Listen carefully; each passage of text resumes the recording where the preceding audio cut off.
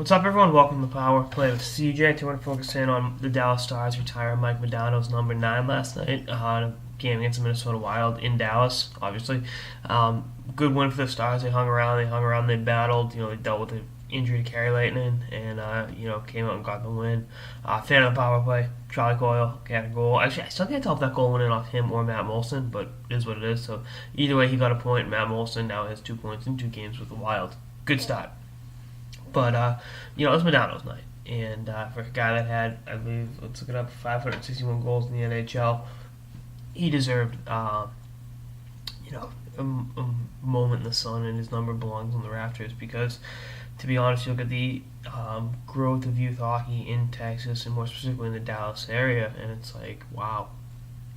None of that was there before the Stars came to town. Obviously, getting a hockey team was part of it, but being able to have a franchise player who happened to be American, and I'm not just picking on other countries, just a place like that, it's having an American face of the franchise is awesome. It helped really spur youth hockey in the Dallas area and throughout Texas. You're looking at Chris Brown, who got traded from Phoenix to Washington. He's a Flower Mound, Texas native, prospect in the Capitals organization. Looking at obviously Seth Jones, from Nashville Predators, and having a solid rookie year.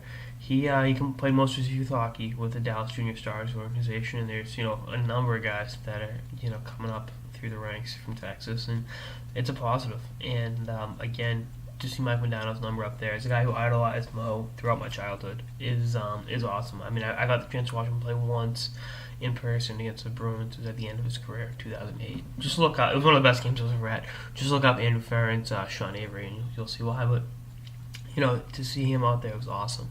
The long hair, the jersey flapping in the wind, the just everything about him was his class personified. He liked attractive women, and it's just he was again. I every time I talk about Modano, he was a rock star on skates. He was Steven Tyler that happened to play hockey, and you idolize a guy like that, and the way he conducted himself on and off the ice in a manner that made the Dallas area and the United States proud. In terms of being our greatest hockey player to date. Now, will Pat Kane break those records? Probably. There's a fair chance, but to see Modano, his number up there, is worth it, and it is awesome.